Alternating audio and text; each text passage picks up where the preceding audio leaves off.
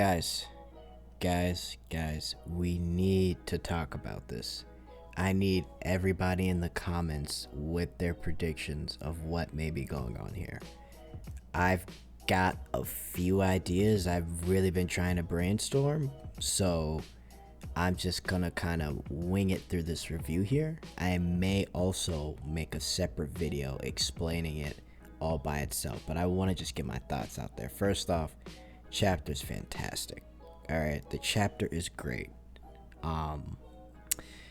There's a lot of info that has been dumped, and I am thoroughly intrigued. But I will say, it can be confusing for some. But guys, I'm telling you, reread if you need to, because the calling game itself, you got to bring up the rules every now and again, and you kind of remind yourself of what's going on with the calling game. But this here, like, this could all be a facade, right, to some bigger plan that Kenjaku is planning. But we're going to get into that. So this might be a lengthy review, who knows? But let's break this down bit by bit here, because this chapter is worth every second of breakdown, okay? So let's start. All right, so Higuruma, Yuji, Kogane's adding the rules. Higuruma mentions that, you know, he wants to make it possible for players to give each other points, and this will also affect the points change rule mentioned in rule number 8, which, if we want to know what rule number 8 is, rule number 8, if a player's score remains the same for 19 days, that player shall be subject to curse technique removal. Now, that's important because when we get to Yuji getting his 1 point, and Higuruma mentions this, that is to make sure that, hey, you get this reset, basically. So I think right now it hasn't been a couple of days, but he's not going to be subject to the whole thing where after 19 days he could lose his curse technique and basically die, right? But because of this, he won't. So that's a plus. That's a good thing, right? And after that, Higuruma just bounces out, right? Which he's such an interesting character, because he goes through his explanation, because Yuji's like, hey, you know, why don't you join us? We could really use your help. And he would be a great help, by the way. He's great. But he said his surplus points, which he got from killing the judge and the prosecutor, which, by the way, remember, he had 102 points. He got that from killing them before he came to Tokyo, right? He said, I may turn myself in once the barrier opens up. Until then, I'll think about what I should do, right? And then he explains to Yuji, and we don't know exactly why, right? But he feel like he'd end up hating himself even more if he were to hang around Yuji and stay by his side. And, you know, I'm thinking, knowing Higuruma from the many chapters we get of him, it's the fact that he did this deed of killing these two people, and being around Yuji would just remind him of the fact that you can't, like, move on from this thing that is your past of killing these two people. Like, you need to repent. So because of that, closes the door, he's gone, right? Now, on to the interesting dressed guy and Megumi and his girl, which I'm telling you guys, that's gonna end up being his girl. I'm betting on it. Anyway, this is where it gets interesting, right? So he immediately is like, yo, wait, like, stop everything. I can already tell, and gosh, I forgot his name, I'm sorry guys, but yeah, I forgot his name, but maybe I'll get reminded. But we'll just call him long hair guy if I need to mention him, right? just bear with me here. But he can automatically tell that Megumi is someone that's strong, right? And we see that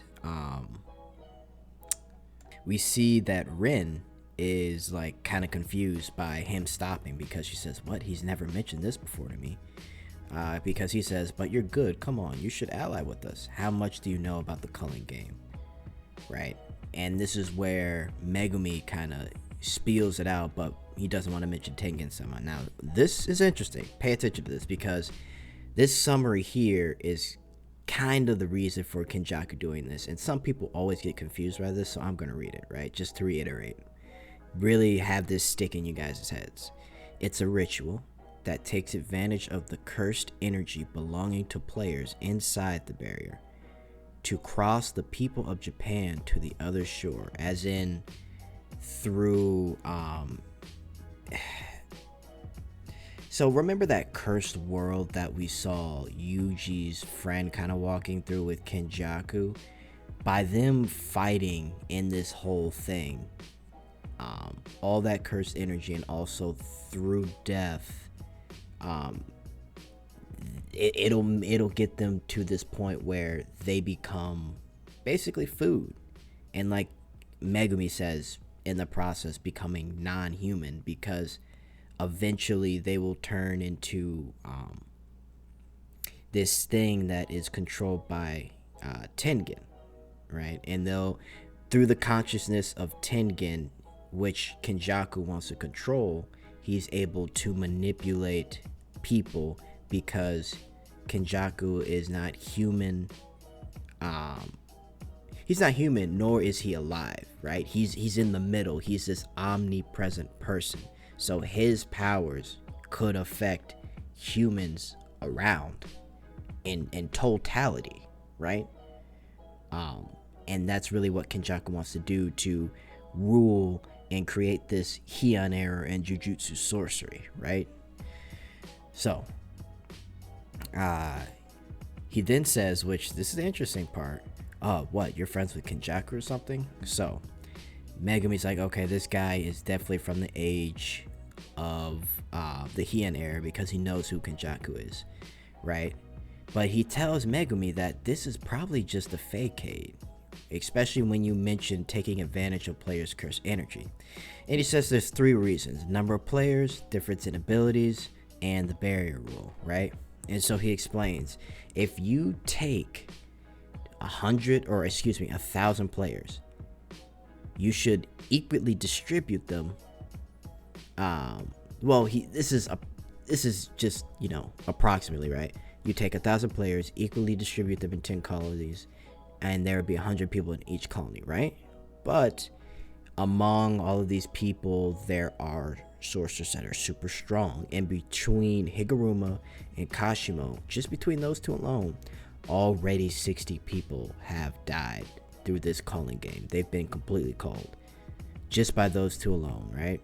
And again, to continue this whole wave of cursed energy and developing that cursed energy for this bigger plan, well, there should be at least 1 person in each colony that is on a similar level, right? That way it balances out and you get these long battles using each other's cursed energy to the fullest, right? But that's not how it is. That's why Megumi notices that, well, that kind of makes sense, because it's really quiet in this colony. And so this colony has reached that point, and the guy, the long hair guy, he mentions, well, this colony and Tokyo colony number 2 is at that point as well. Also, on top of that, the barrier, you get teleported in different locations, right?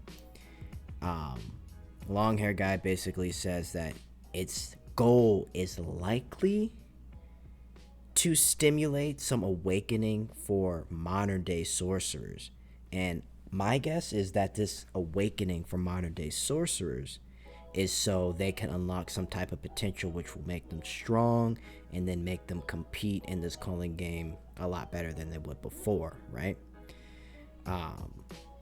But he said that some have actually died from this whole process of teleportation. And so he surmised that if Kenjaku, wanted to take advantage of players' cursed energy, why would he do something like that where they could potentially die? You would want these long, drawn-out battles. So that's why he thinks this whole thing about, keeping this cursed energy, keeping these cursed energy fights and awakening abilities is all the fake for some bigger plan, right? And then we get some important paneling. We get Kenjaku in front of, I guess, what we may think right now, based off of it saying he's speaking in Chinese, the Chinese government, right? And he basically, they say, sit down to Kenjaku, and he says, thanks for inviting me. And he continues the plan. Or long hair guy continues with this whole thing of what he thinks is going to happen. He thinks, I don't know what that bomb, okay, oops, sorry, so I skipped something. He basically reveals that he thinks, long hair guy thinks there's going to be a bomb dropped. There's going to be a bomb dropped after this whole thing is over. He says, I don't know what that bomb will be, and it may not be far out. It could have happened right now. But what he's trying to do is get players and accumulate their points so he could maybe make some kind of rule to get out of there or avoid this whole thing from happening. Which is interesting, and he wants Megumi to join. But as we find out later, Megumi is on his own timing. He's been like that. But I want to mention some things with Megumi towards the end here and really get into predictions. So he basically says, you know, I have some questions. Why did you use Rin, basically? Because she doesn't seem very strong. And then he basically says, oh, you know, I used her as bait to lure players. Interesting, right? Since they are less cautious towards women, which, you know, I guess makes sense. Men would be less cautious towards a woman. Women would be less cautious towards a woman. It makes sense. And then he says, and once she's useless, you can kill her and turn her into points. And, you know, he's like, oh, what? I never do that. And Reggie, that's his name. Oh my God, Reggie. Okay, sorry. I'm looking at the panel where Ren's talking. Remy. Why am I saying Ren? Remy. Oh my God. I'm sorry, guys. I'm butchering names. But Remy is talking, and she says, Reggie-sama is my true knight. He'll protect me. And Megumi's just like, man, you idiot. Like, he's gonna kill you. But anyway,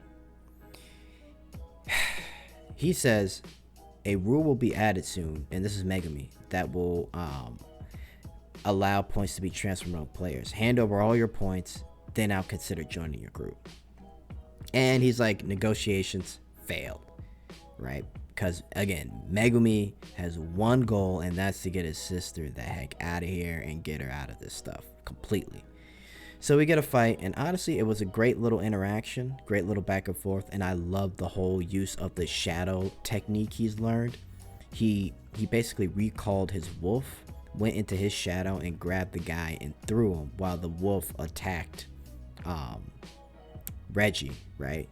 And then we see Nue kind of fly down on him, and Remy is kind of realizing how strong he is. And this is interesting right here, and I want to point this out. Megumi says, hey, never show me your face again. So I want to make this clear. Megumi, he's acting crazy, you know, he's really serious about this, but he still has a bit of a soft heart, right? Otherwise he just would have killed Remy for doing this. But he realized after the whole explanation between Reggie and him that she's just being used at this point. So he's like, look, whatever, you can go. So he's still got a soft spot. And then Reggie even like says, you know, you have to kill us to get these points, basically. If you don't fight with intent to kill, you'll regret it. And then we get this eye that drops out of nowhere, and it looks like a flash, or it could be a bomb, but either way, that's how the chapter ends. So I want to save this last part for my thoughts, and I know it's getting a little long, but you know, whatever. Maybe, most likely, I'll probably make a video explaining all of this stuff. But I want to get into what Kenjaku may be planning here, right? So we know a synopsis of the plan as explained by Megumi, right? Here's how I'm gonna break this down. This is what I think. A part of this calling game isn't necessarily to foster this cursed energy that will just swell up and you know, the barriers fostering this whole thing. I think these barriers are here to keep them in there, and then for the strong people to kill the weak. And this one is doing Kenjaku's dirty work of getting rid of anyone that may stand in his way, and two, getting rid of potential modern day sorcerers that could bloom and have this incredible curse technique that maybe could stop Kenjaku or something like that, right? Which is interesting, because if we think of it that way, then it kind of makes a little bit of sense. Like, Kenjaku is making the strong do his dirty work, while on top of that getting rid of anyone that could possibly get in his way in the future, right? And whoever remains at the end of it is killed by this bomb. Now, the deal with China is, in my opinion, okay, let me back up. I'm sorry. So he's going to make a deal with China. And what I think he's going to do is ask for China to drop the bomb. And in exchange, what's going to happen is he's going to convince China to drop this bomb due to the destruction that's going on, the cursed spirits that's running around, and just the economy is just going crazy right now. And he might say, this could spread to other places, that's not just Japan. So if we bomb this place right now, you could get rid of the issue. And thereby, when he bombs it, maybe he makes this deal to, hey, if you bomb it, I'll rule over Japan and watch over and rebuild. Or, it could possibly be a thing that he asks for after you bomb it. I want complete sovereignty in Japan as me as the ruler, and I'll just leave you guys alone. But either way, whatever his plan is, those two, in my opinion, I think it's going to lead to him creating that Heian era in Japan once it's bombed. He'll be able to start anew with the people he's brought back. Now, I don't know if in that process he might kill the sorcerers he brought back. That could be, because why bring them back in the first place if you're going to bomb them? So that might be something where they might not get killed, or he might have something of a plan with that in mind.